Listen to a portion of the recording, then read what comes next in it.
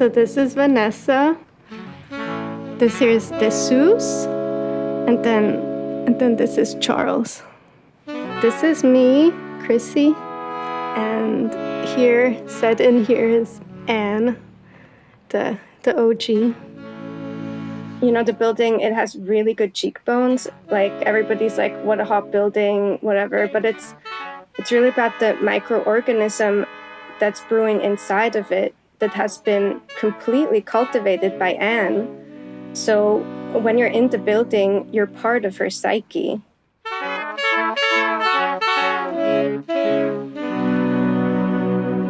My name is Anne Valentine, and I bought this wonderful candy factory. Originally, it was a candy factory in 1979. This whole building it's almost like her artwork. But as long as Anne's here, artists will be in this building. There's no doubt about it. I've had a studio here for 33 years. I've been here for 20 years. 31 years. Having the opportunity to have a studio here and be part of that story is an intangible value that made a big contribution in a lot of people's lives.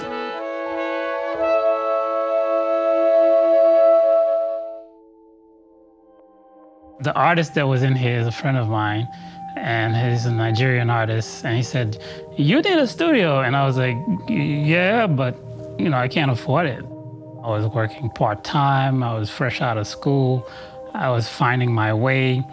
He said, "Look at it as an artist in residency."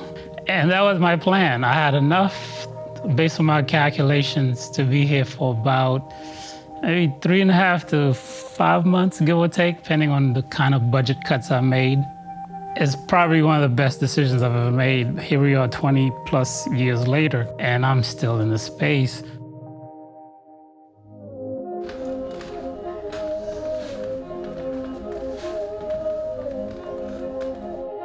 I try not to be over the top or, keeping everything, but it's helpful to have stuff around for me. It starts having energy or feeling like it needs to be, and then in a year I'll use it. Anne is, I'm cool with characters. I really like characters, so so I'm a good fit for the building, I think. I don't know, we just say things. I like talking to her. She's we're both kind of nutty, or just say the thing that's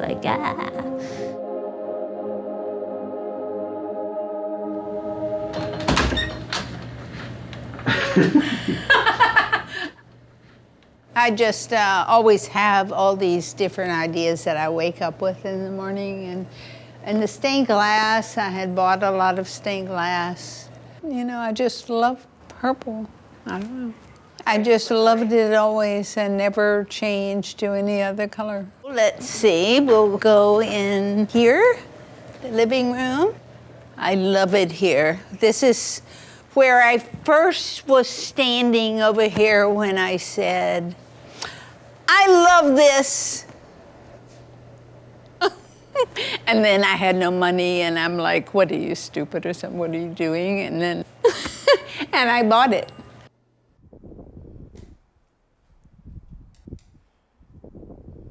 The first time I came to the building was when I was a junior at Pratt, and I was actually studying industrial design. And my furniture teacher was Tim Richards, and he's still in the building. And so he had his whole class come and see his shop. And I remember getting to the building, the door opens, and I remember crossing the threshold, so creepy. It's like when you meet somebody that you love and you're like, "And then I knew." But here's something really cute that happened. Do you see? So this guy, if we go over to her studio, it's grown through the fucking wall and is coming down. It's like the symbol of I can show you guys, it's open.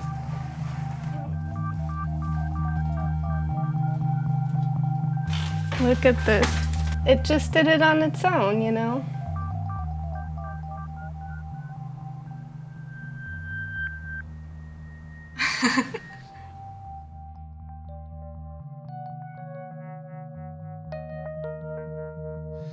You know, Anne is like a really great friend of mine. So, I didn't expect that to happen, I'm sorry. She's always just a person that has been around when you need her, you know. I get emotional about it because to have this space and then to be able to stay here. Most of my friends, you know, who were there in Dumbo, and they all got kicked out, so they were always in transition, like where can I get to my studio and whatever. And I've always just had this. I've had this place to go to, and it's all because of Anne.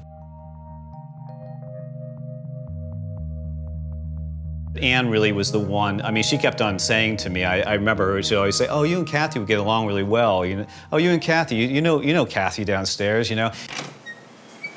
Hello. She took me around the building when I had just moved in and showed me Kelly's space while he was working in his studio. And then we kept seeing each other, and that was what happened.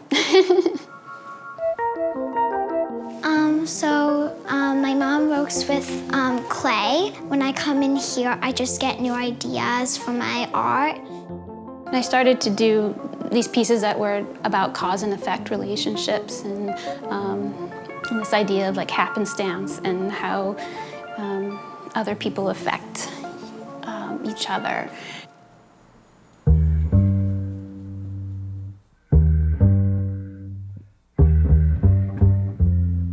Been in the building 4 or 5 years. A friend of mine, the painter MP Landis, had a studio here, actually next door to where we are now. And we were working on a stop animation film of his painting that went along with my music. Later, MP had kidney failure, and I ended up being a match as a donor and ended up donating my left kidney. Yeah, I mean, I don't know what to say. Tom saved my life. You know, it's like, and he was so generous in the way he treated it like another collaboration. The 10 months that I was on dialysis, I would go to the studio and I barely had the energy to go up the steps, but I just had to work. It's like the only thing that kind of kept me going. It's kind of like I needed to stay in touch with my creative process to understand why I'm still bothering, you know, like going through all this. And when he left to move to Portland, Maine, I inherited the space. And I often say that I traded a kidney for this space, and it was worth it.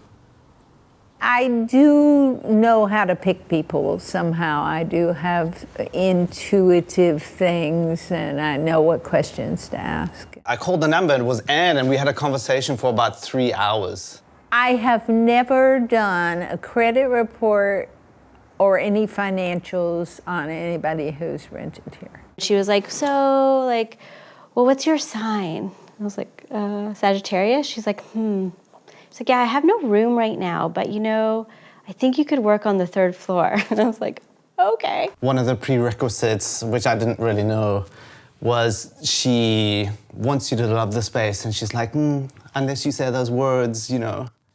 So I was like, I love it, I want it. They will look around and they will say, I love this. And I always go back to, you know, the building when I said, I love this.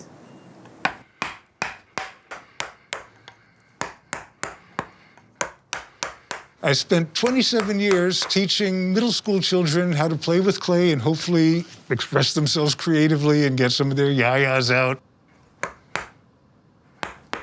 You know, like I used to tell the kids at school, you know, how often do you get to do something and it is the only thing that is out there in the world like it?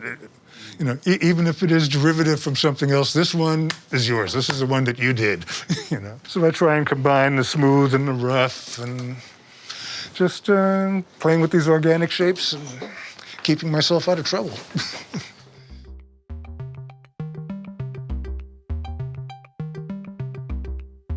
There were years when I didn't know what to do next. I made something of this building. My happiest moments have been standing at the sink and thinking, this looks like the painting, other than vice versa. You know what I mean?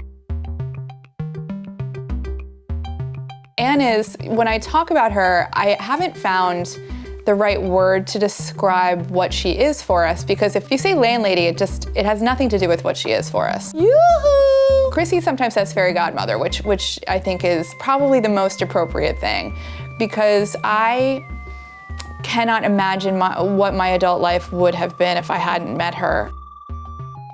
I'm like, is she a benevolent mayor? What is she? I don't know, but it's so many things.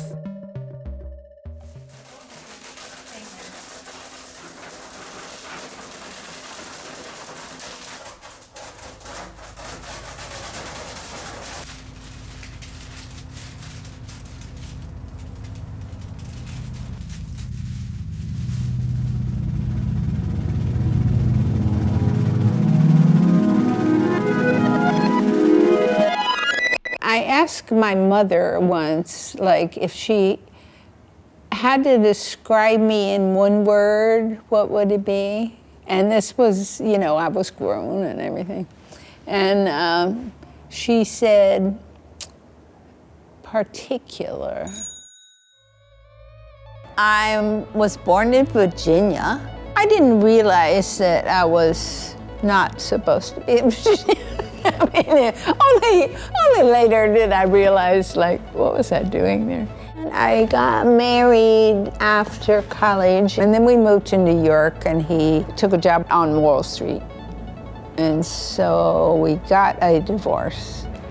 I didn't really get child support, so it was hard. You just keep working. I can sell. I was selling 2 houses a week. In 1 year, I made over $100,000, and this was the year that I kept this New York magazine. Baseball players made $100,000. Jane Pauley, who was the co-host of the Today Show, made $100,000. And so I was very good.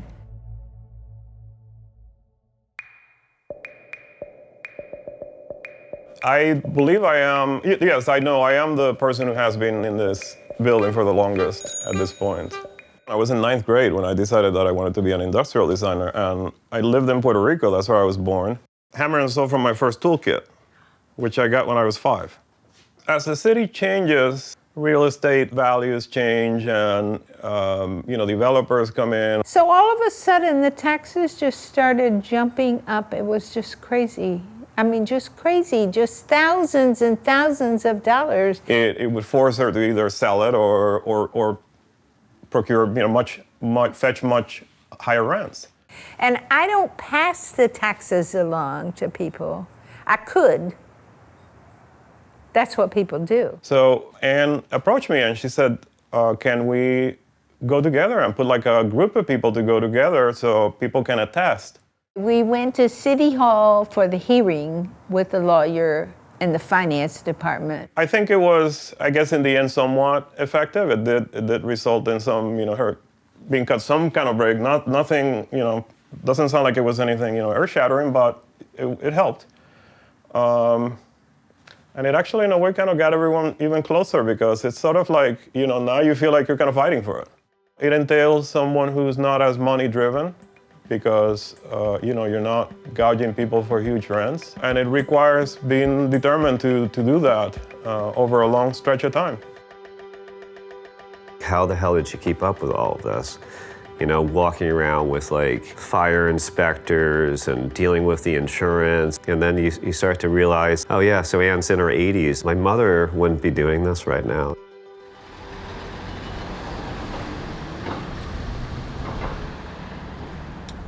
So it took me a little while to learn this because there's no official bulletin board, But when I first moved in, I would notice that Anne would come and she would get all her groceries at the co-op, and she would bring them in with her cart and she would leave them downstairs.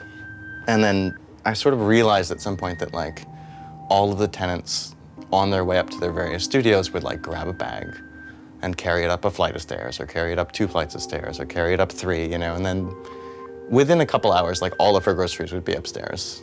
And it's this elevator system, there was an elevator at some point, but Now there's this kind of community elevator that carries everything up. Yeah, so Anne stopped me one day on my way in the door and said, "Oh, I got these for everybody's windows."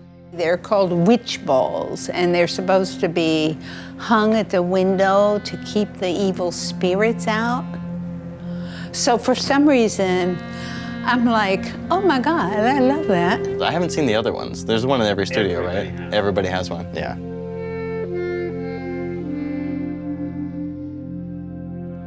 She can't replace her elevator. You know why she can't replace her elevator? Because she gives it all to the people here. She doesn't charge that much. You know, once a person's in, they're in. I mean, I took over from somebody who was here for 25 years, and that was lucky.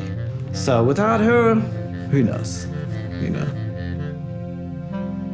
So this to me is so peaceful. You know, I used to with the BQE. When I first bought the building, it was very odd. I used to go to the fire escape door and I turned around like this and I pretended that it was the ocean. And I really thought it was the ocean. It sounded like the ocean. But now it doesn't bother me anymore. It's like I sort of think it's part of life, you know. I think the Dalai Lama they call the oceanic master. And there's this notion of like you're on the sea when you're kind of in the zone. And it's this great ocean, and it's this idea of floating on this kind of infinite possibility. This project here is a waste of time.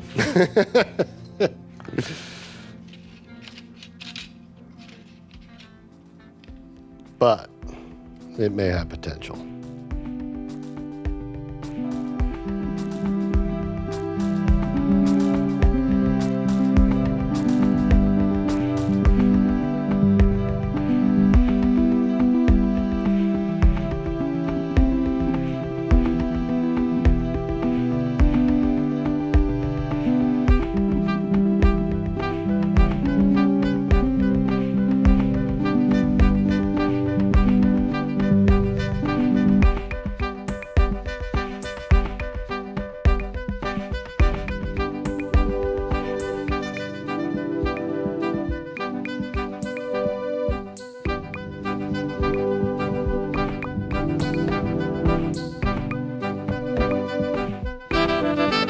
There's so much love in this building. That's the thing about it all.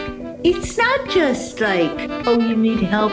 It's really like, I love you. Do you need help? You know, it's like, I love you, I love you, I love you. How unusual is that you have a building where everybody loves everybody? I mean, come on.